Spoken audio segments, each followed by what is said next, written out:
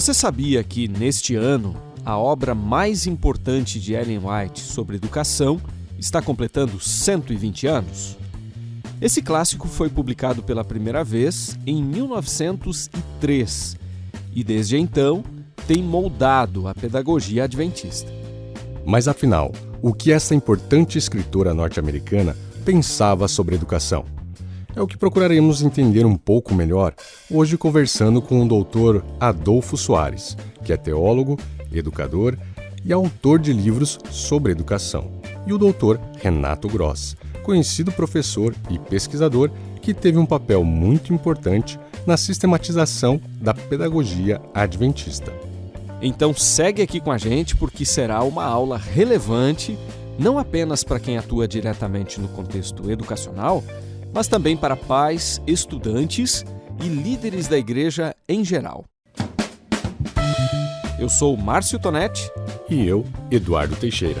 E este é o episódio 57 do podcast da Revista Adventista. O primeiro escrito de Ellen White sobre educação remonta a 1872 e, ao longo de sua existência, ela aprofundou seu pensamento inicial sobre o tema. Nessa, que foi a primeira de suas muitas declarações sobre o assunto, a pioneira refletiu sobre a educação ideal, que deveria abranger aspectos cognitivos, físicos, morais e espirituais. A escritora norte-americana, que acreditamos ter recebido o dom profético, exerceu um papel fundamental no desenvolvimento dos princípios da educação adventista. Percebe-se que uma das ideias recorrentes em seus escritos é a de que a verdadeira educação se iguala à obra da redenção. Para ampliar um pouco mais esse assunto, nós estamos recebendo hoje o Dr. Adolfo Soares. Adolfo, sua tese de doutorado mostrou que existem, em realidade, 3 possíveis eixos que norteiam a noção whiteana de educação: redenção, liberdade e serviço. O senhor poderia nos explicar brevemente esses conceitos e dizer também como eles estão interligados?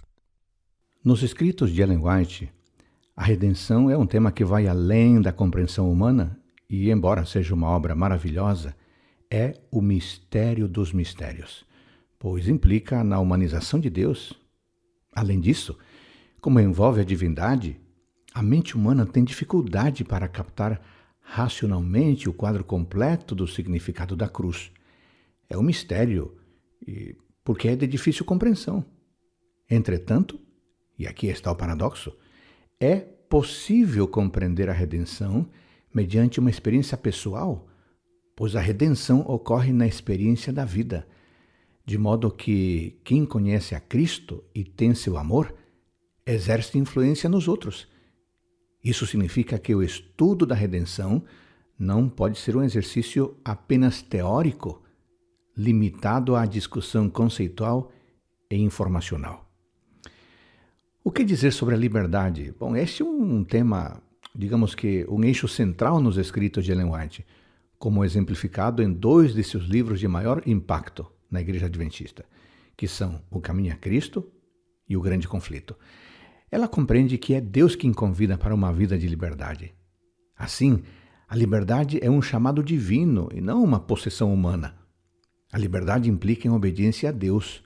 Todavia, esta obediência não consiste em mera observância da norma e não ocorre por imposição caprichosa, porque se obedece a um Deus que é amor, a efetivação da liberdade acontece no serviço a Deus e ao próximo, motivado pelo amor solidário. E sobre a noção de serviço, Ellen White entende que o verdadeiro objetivo da vida é servir. Ela entende o serviço como um estilo de vida e não apenas como um conceito. E se bem que o fundamento do serviço está em Deus, deve ser visto necessariamente em ações com o próximo. Para Ellen White, quem possui a verdadeira religião da Bíblia deve manifestar profundo interesse e amor altruístico pelos menos afortunados. O livro Educação, publicado em 1903, é considerado central nessa categoria dos escritos da pioneira. Como foi destacado na enciclopédia Ellen G. White, todos os outros volumes da autora sobre esse assunto devem ser lidos dentro do contexto das noções expostas em educação. Um detalhe que merece ser observado, Eduardo. A obra Educação já nasceu como livro, diferentemente das compilações. É verdade. Podemos incluir nessas compilações obras como Fundamentos da Educação Cristã, Conselhos aos Pais, Professores e Estudantes e também Conselhos sobre Educação. Porém, como destaca a mesma enciclopédia que acabamos de mencionar, embora Conselhos aos Pais, Professores e Estudantes e Fundamentos da Educação Cristã sejam obras compiladas, elas diferem da maioria das demais compilações por assunto, uma vez que quase todo o conteúdo nelas exposto se encontra em trechos mais longos, quase do tamanho de capítulos. Diante disso, Pastor Adolfo, poderia dar um breve panorama do histórico dos livros dela sobre educação e especificar quais são compilações? Falemos primeiramente do livro Fundamentos da Educação Cristã. A primeira coleção de artigos vindos de Ellen White sobre o assunto educação cristã foi publicada em 1886. O panfleto que continha essa instrução tinha como título Seleções dos Testemunhos a respeito do assunto da educação. Neste livro, Fundamentos da Educação Cristã, está a maior parte dos escritos da autora sobre educação durante os anos 1893 a 1896. Quanto ao livro Educação, o livro Educação é um clássico e foi publicado em 1903 e trata dos problemas e princípios mais amplos na obra educacional. Seu livro Educação continua sendo a expressão mais concisa de suas ideias, pois ela escreveu para público em geral, principalmente professores, pais e alunos. A respeito do livro Conselhos aos Professores, Pais e Estudantes, em 1913 foi publicada pela primeira vez esta obra. E esta obra se ocupava com as numerosas particularidades comuns na prática educacional. Os artigos deste volume foram extraídos de diversas fontes, e eu cito aqui em inglês, que são as fontes originais: Christian Education, Special Testimonies on Education, a revista Review and Herald e também o livro Youth Instructor e Bible Echo. Sobre o livro Conselhos sobre Educação, o que podemos dizer? Dos 9 volumes que compõem os Testemunhos para a Igreja, 7 contêm capítulos que tratam de educação. Até o verão de 1968, qualquer pessoa que desejasse consultar esses capítulos tinha que tomar todos os volumes do livro da coleção Testemunhos para a Igreja. Os publicadores, em conselho com os depositários do patrimônio literário de Ellen White, reuniram esses capítulos dispersos sobre educação e os apresentaram num só volume, chamado Conselhos sobre Educação.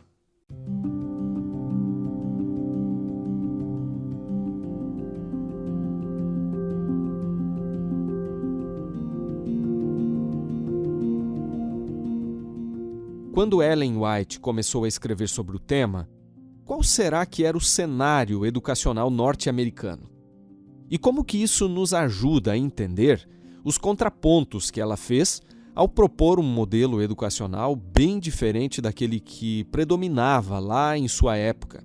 Esta pergunta é muito interessante e também é muito importante. Para facilitar a resposta, tomemos como referência a noção whiteana de disciplina. Na educação norte-americana do século XIX, ao que parece, a preocupação com a disciplina era bem maior que com o próprio aprendizado do estudante. O historiador Karl Kestel observa que conseguir manter a sala de aula quieta representava, digamos, o ápice da excelência pedagógica. E como é que isso se tornou algo tão importante? Bom, Ocorre que as práticas pedagógicas da educação norte-americana do século XIX eram determinadas, em grande medida, pelas ideias protestantes, dentre as quais provavelmente uma que exerceu notável influência era a concepção do pecado original, o qual poderia ser unicamente combatido por severa disciplina, de modo que a espontaneidade infantil deveria ser altamente desencorajada e até mesmo completamente esmagada. Outra prática que colaborou com a concepção de uma educação autômata foi a prática de monitoramento, elaborada pelo jovem professor inglês Joseph Lancaster. Este sistema baseava-se na competição entre os estudantes, possibilitando que um único professor controlasse até 500 crianças num único ambiente, dando então início a uma era mecânica em educação, o que desconsiderava, obviamente, a necessidade de sujeitos pensantes. Contrariando esse pensamento, Ellen White afirma: nos lares e nas escolas, a educação das crianças não deve ser como o treinamento de mudos animais, porque as crianças têm uma vontade inteligente que deve ser orientada para controlar todos os seus poderes. Os mudos animais precisam ser treinados, pois eles não têm razão e intelecto. A mente humana precisa ser ensinada o autocontrole. Ela, a mente humana, deve ser educada para governar o ser humano, enquanto que o animal é controlado pelo mestre. Como se vê, Ellen White era a favor de uma educação que promovesse a maturidade, a fim de que o sujeito assumisse, tão cedo quanto fosse apropriado, o controle de si mesmo. Nisto, Ellen White se diferenciou muito da noção educacional de seus dias. Hoje existe uma ênfase bastante forte na importância da inclusão de pessoas com deficiência. Ellen White era uma pessoa com algumas limitações físicas por causa do acidente sofrido na infância. Será que isso influenciou de alguma forma sua visão educacional sobre as limitações humanas e, ao mesmo tempo, nossa capacidade de superação? Sabe que a própria Ellen White reconhece que o seu acidente da infância teve um papel muito importante em sua vida, que podemos interpretar como sendo de natureza pedagógica. Isso porque, a despeito de todo o quadro de sofrimento, Ellen White foi levada a aprender profundas lições. Neste contexto de sensibilidade, que a levava a pensar e realizar ações que ela julgava de repercussão eterna, pode-se inferir que Ellen White focaliza o valor da doença pelo fato de possibilitar ações facilmente ignoradas quando se desfruta de plena saúde. Assim sendo, eu tenho plena convicção de que, devido à sua fragilidade física, Ellen White desenvolveu profunda empatia por todo tipo de gente, especialmente pessoas com alguma limitação. Isso levou a escrever muito sobre a importância da saúde.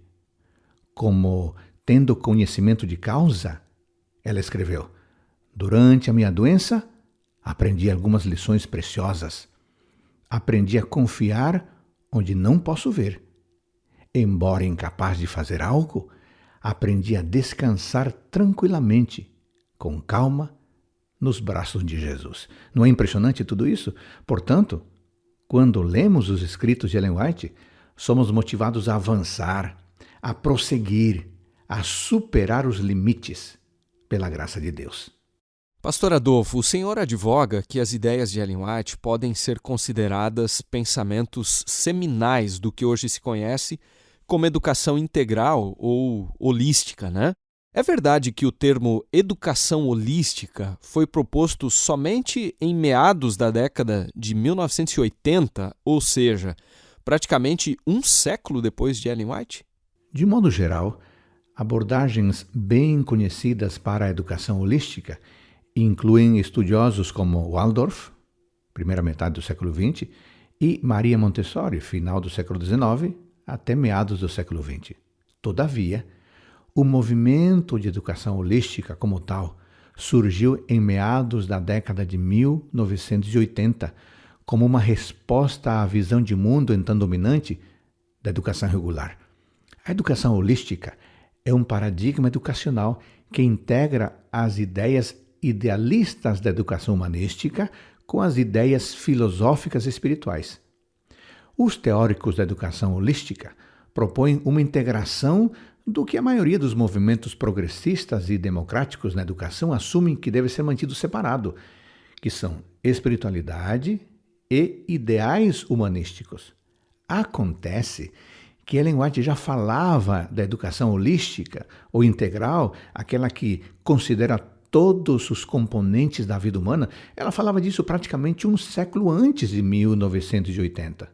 Por isso, em minha perspectiva, verifica-se nesta proposta whiteana certo caráter antecipatório, especialmente se lembrarmos que suas reflexões educacionais concentram-se maiormente entre 1872 e 1901, de modo que as ideias whiteanas podem ser consideradas pensamentos seminais do que hoje se conhece como educação integral ou holística. Mas, por outro lado, é possível perceber caráter liminar na postura de Ellen White se considerarmos que entre os fundadores da Igreja Adventista do Sétimo Dia, apenas ela escreveu com esmero sobre o tema da educação e, particularmente, sobre a semelhança entre a educação e a redenção. Levar essa temática à liderança da Igreja, por parte dela, foi uma aposta arrojada e, a julgar pelos resultados gradualmente observados, a Igreja Adventista do Sétimo Dia avançou qualitativa e quantitativamente com esse discurso e prática.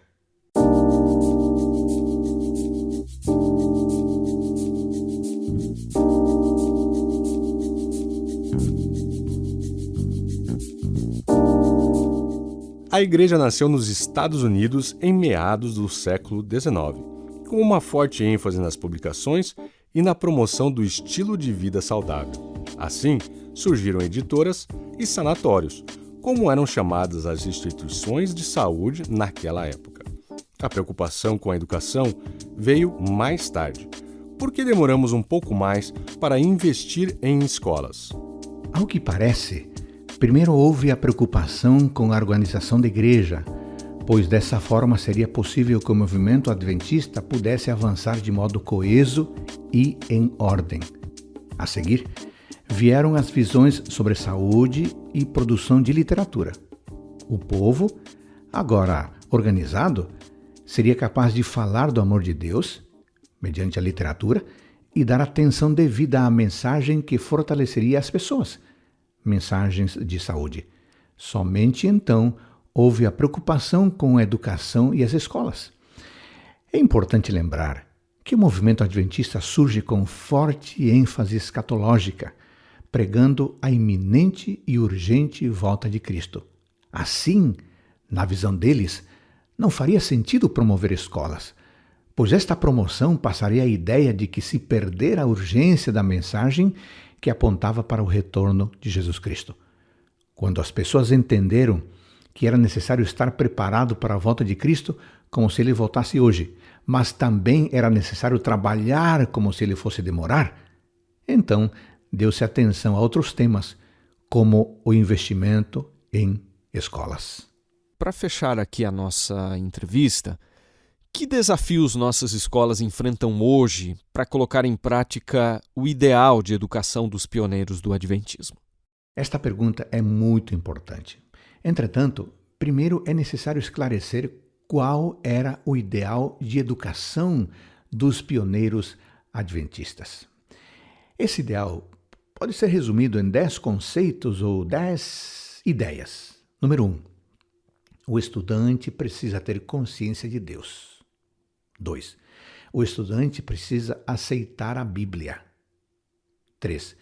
O estudante precisa ter respeito pela natureza. 4. O estudante precisa utilizar bem o intelecto. 5. O estudante precisa desenvolver pensamento crítico correto. 6. O estudante precisa valorizar a saúde. 7. O estudante precisa ter envolvimento nos deveres práticos e cidadania. 8. O estudante precisa valorizar sua autonomia. A escola precisa valorizar a autonomia do estudante. 9. O estudante precisa ter desenvolvimento da sua autoestima. E, número 10, o estudante ou a escola precisa resgatar no estudante os bons relacionamentos interpessoais, assim como o espírito cooperativo. Considerando esses ideais, pense comigo. A execução desses ideais educacionais requer profundo compromisso com a educação cristã por parte da escola, colégio ou universidade, mas também requer professores e gestores adventistas ativos, comprometidos totalmente com a educação bíblica e cristã. E isso não é fácil, pois o ideal da educação adventista requer a compreensão e prática de uma cosmovisão adventista de educação, e não meramente a compreensão e prática de uma educação humanista ou pós-moderna.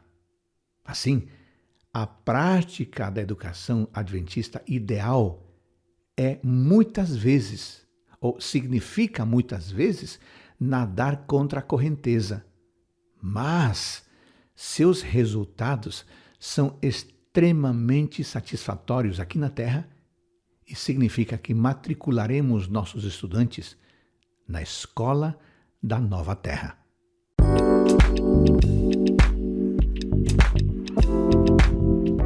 Alguns podem pensar que o livro Educação é uma obra destinada exclusivamente a educadores cristãos.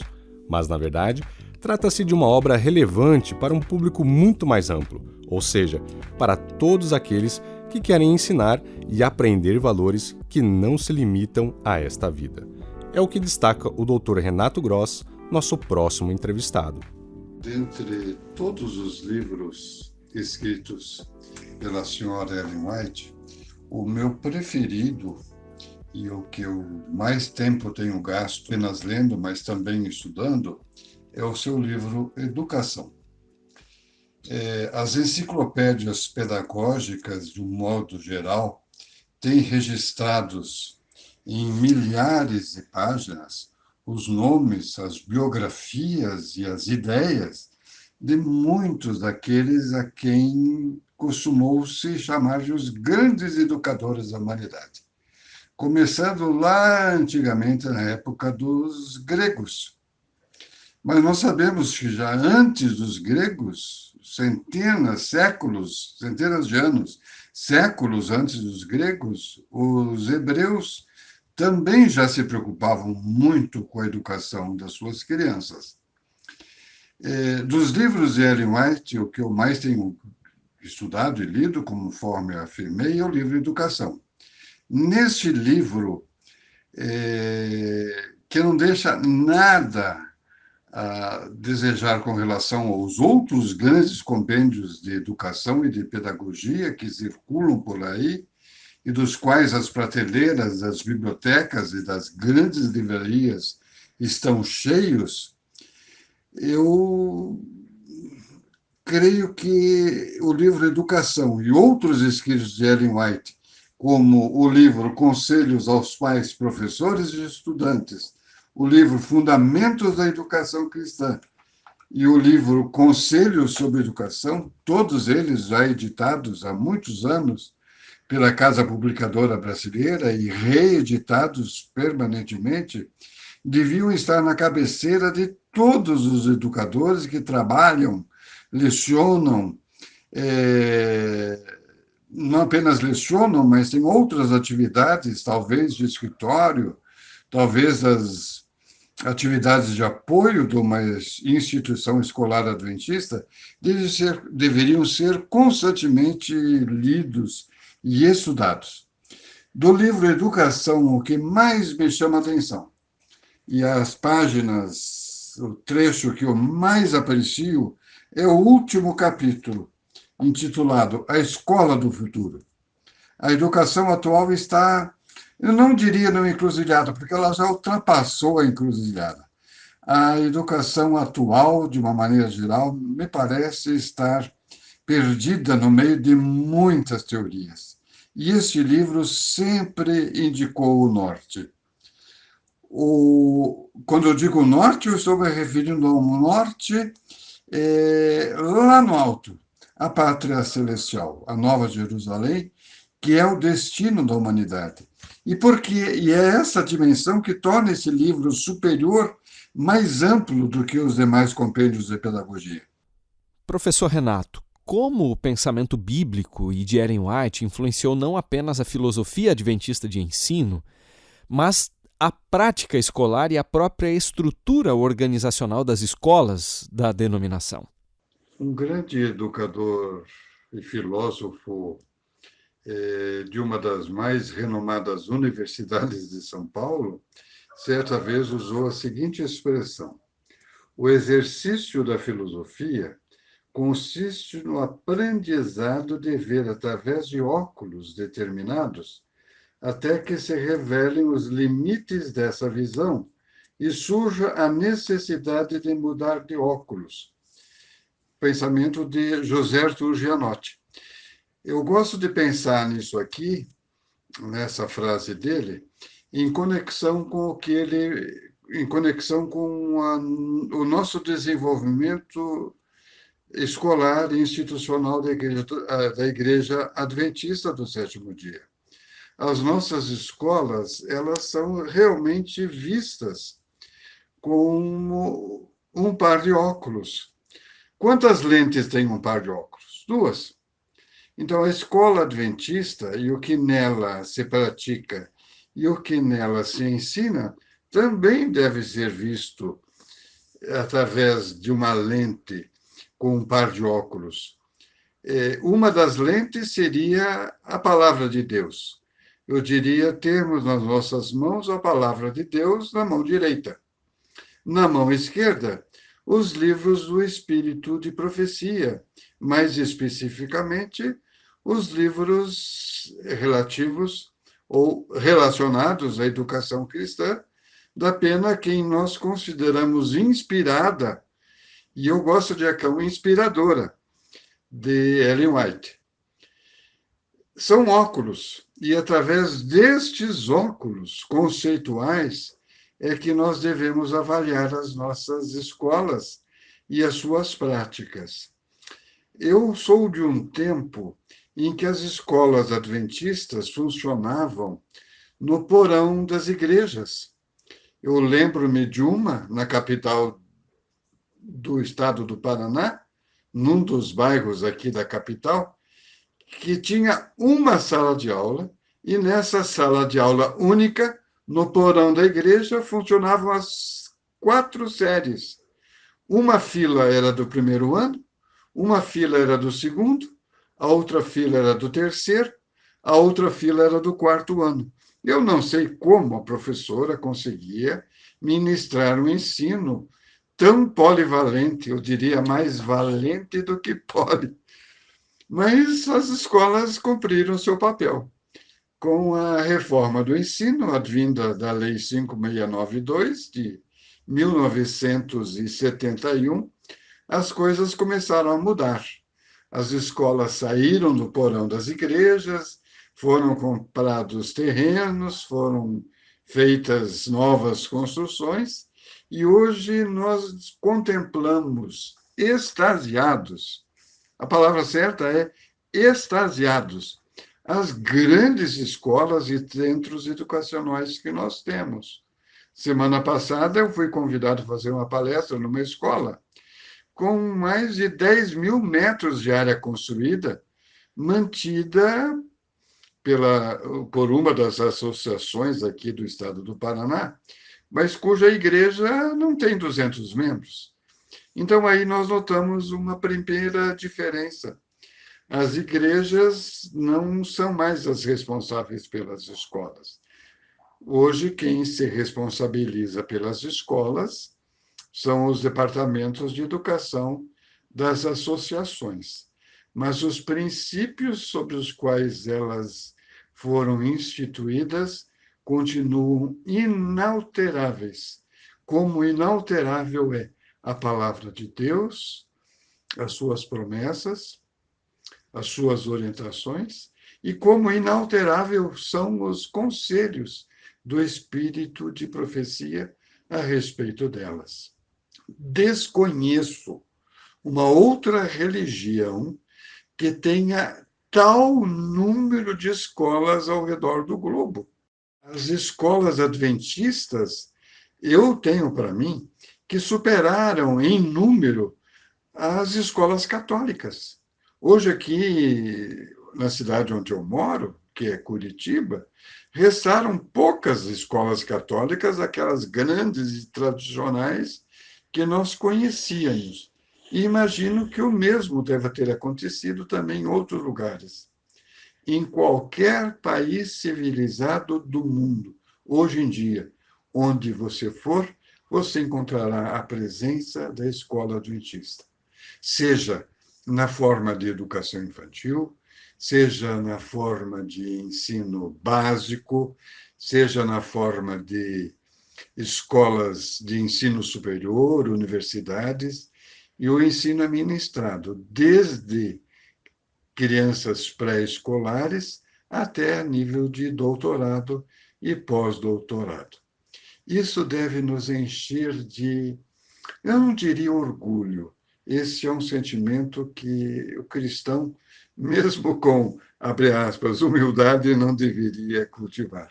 Mas eu diria com um espírito imenso de gratidão de como Deus conduziu a sua obra educacional através dos anos e das décadas e deste século e meio de desenvolvimento desse sistema.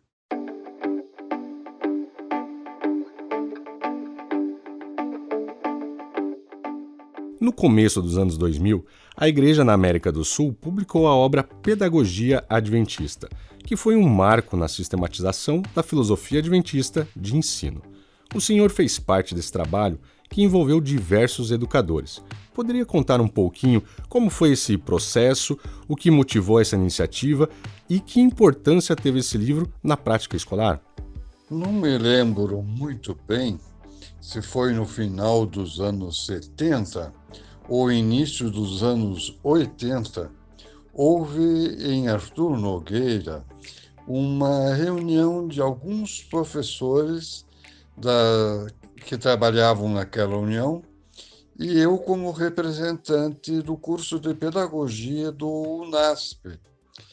E naquela reunião eu sugeri que fosse feita uma espécie de sistematização a respeito do pensamento de Ellen White sobre os assuntos educacionais. E a ideia foi aceita e foram divididas as tarefas, e eu me lembro que a mim me coube fazer o perfil do professor adventista. Eu escrevi, outros professores também escreveram as suas partes.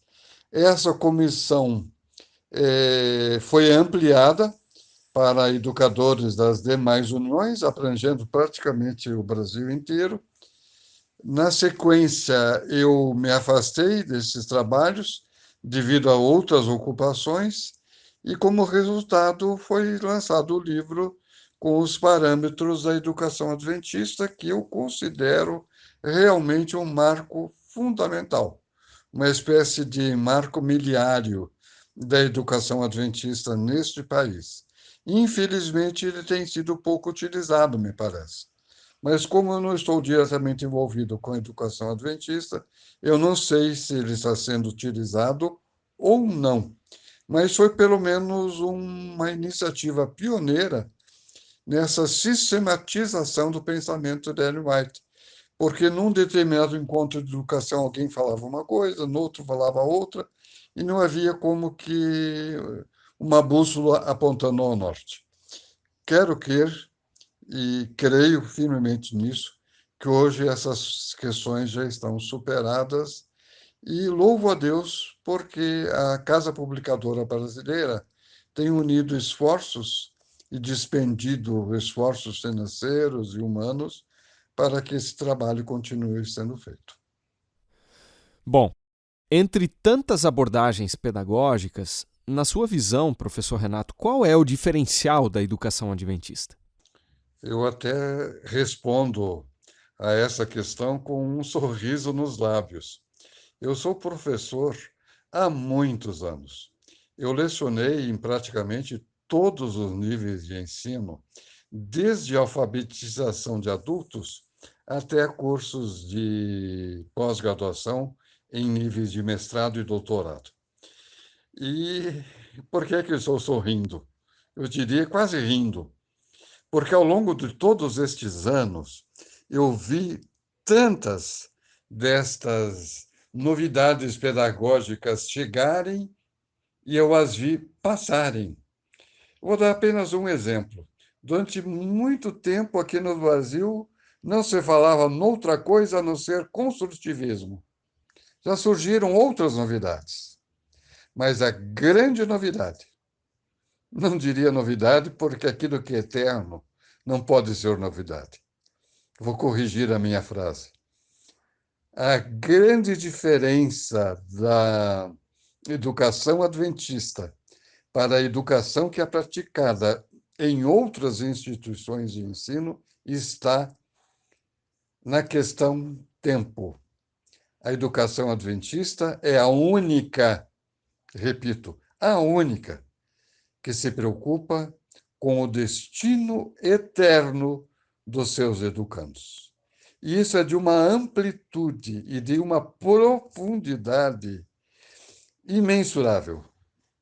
Quando um pai matricula sua criança, ou quando um jovem ou um adulto se matricula numa instituição adventista de qualquer nível, ele está matriculando-se numa sala de aula e o seu nome não apenas deverá constar de um caderno de chamada, mas deverá constar dos livros da eternidade, do livro da vida. Educadores adventistas de qualquer nível, de todos os tempos, deveriam ter esta realidade em mente ao ministrarem as suas aulas. Hoje somos uma das maiores redes confessionais cristãs do mundo. Nossa rede tem mais de 9.500 unidades e 2 milhões de alunos ao redor do mundo, contabilizando todos os níveis de ensino. Porém, quais são alguns dos desafios que a educação adventista enfrenta na atualidade? Há muitos anos atrás, numa escola humilde, de fundo de igreja, no norte do estado do Paraná, havia uma escola bastante humilde com duas professoras, irmãs as duas. Uma lecionava pela manhã e a outra à tarde, na mesma sala de aula. Era uma sala imaculadamente limpa, o chão sempre bem encerado, uma mesa daquelas grandes, antigas, feitas de madeira, e sobre ela uma linda toalha feita de. Eu sempre confundo o que é tricô e o que é crochê, mas uma linda toalha de, vamos dizer, crochê, branca, imaculada. E sobre ela, num porta-bíblias, uma grande Bíblia antiga, ou melhor, antiquíssima, aberta. E a aula era ministrada naquele ambiente, tendo a palavra de Deus aberta o tempo todo, durante todos os dias letivos, na frente dos alunos. Essa cena nunca mais saiu da minha lembrança. E em palestras, em sermões sobre educação cristã, frequentemente eu volto a ela. Ela remete àquilo que nós temos de mais valioso e que faz a maior diferença daquilo que nós praticamos como rede educacional cristã e nos diferencia de todas as demais e explica por que é que nós crescemos tanto ao redor do mundo e de uma forma tão rápida. A palavra que é ministrada nas salas de aula do Advento são fundamentadas em princípios eternos. aquilo que começou com um "assim disse o Senhor" e que concluirá com "vinde, benditos do meu Pai". São muito abençoados os professores adventistas de qualquer nível, de qualquer disciplina, que ministram suas aulas em qualquer uma das línguas e idiomas deste mundo, porque a nossa tarefa é muito importante, porque ela visa a eternidade, educar para a eternidade, para que todos nós um dia possamos ser alunos e professores hoje, mas sermos todos nós alunos da grande escola que funcionará na pátria celestial. Eu acho que, ao longo de todas as minhas décadas de ensino, eu sempre tive isso em vista. E é isso que nós devemos ter em vista ao ministrarmos as nossas aulas. Em um de seus livros publicados pela CPB, o senhor fala sobre as grandes lições deixadas pelo maior mestre de todos os tempos. Quais delas gostaria de deixar para a reflexão aqui dos nossos ouvintes, professor Renato? Dentre as diferentes modalidades de pedagogia que eu abordo no meu livro, eu particularmente gosto muito de duas delas. Uma é a pedagogia do exemplo. E nela eu retrato, tento discorrer a respeito de como o educador cristão deve servir de exemplo aos seus alunos em todas as dimensões do existir humano. E nela eu menciono que, mais do que ser um olhar contemplativo, ao nós olharmos para Jesus como modelo do mestre perfeito, nós devíamos usar um olhar imitativo, procurando segui-lo nas suas práticas, conforme estão delineadas nas páginas das Sagradas Escrituras. De tal maneira que não apenas sermos iluminados por ele, mas ensinar também aos nossos alunos, iluminando. E a terceira mensagem que eu deixaria se refere ao capítulo da pedagogia maranata, a pedagogia que está no cerne de todas as demais pedagogias. Aquela pedagogia que nos prepara e prepara os nossos alunos para a grande esperança que está aninhada no coração dos educadores cristãos do Advento. A pedagogia a qual eu chamei de pedagogia da esperança e que eu dou como sinônimo de pedagogia maranata. A ênfase do nosso ensino, a ênfase da nossa inspiração deveria estar no regresso de Jesus. E eu termino essas considerações todas com aquilo que está em Tito 2, 6-8, versículos 11 e 12. Em tudo, seja você mesmo um exemplo para eles, um exemplo para os seus alunos, fazendo boas obras. Em seu ensino, mostre integridade e seriedade. Use linguagem sadia, contra a qual nada se possa dizer, para que aqueles que se lhe opõem fiquem envergonhados por não terem nada de mal para dizer a nosso respeito. Porque a graça de Deus se manifestou salvadora a todos os homens. Ela nos ensina a renunciar à impiedade e às paixões mundanas e a viver de maneira sensata, justa e piedosa nessa era presente. Eu não sei quantas aulas você, que está me ouvindo, ministra por semana, mas eu sei que são muitas horas. Eu sei que são muitos dias ao longo do ano. E eu sei também que dentro das 4 paredes da sala de aula ou fora delas, você aguarda a vinda de Cristo. E isso deveria, independente da disciplina, ser visível no seu ensino e ser visível nas suas atitudes.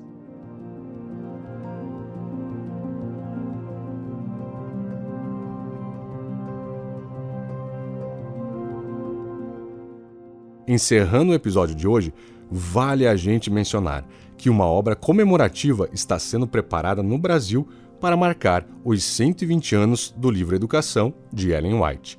A iniciativa é coordenada por professores do mestrado em Educação e da Faculdade de Teologia do UNASP. Intitulada Educação, revisitando o clássico de Ellen White, a coletânea reunirá textos de quase 60 autores, incluindo representantes dos vários níveis de ensino, de instituições da Igreja, seminários de teologia e do Departamento de Educação de algumas sedes administrativas da denominação.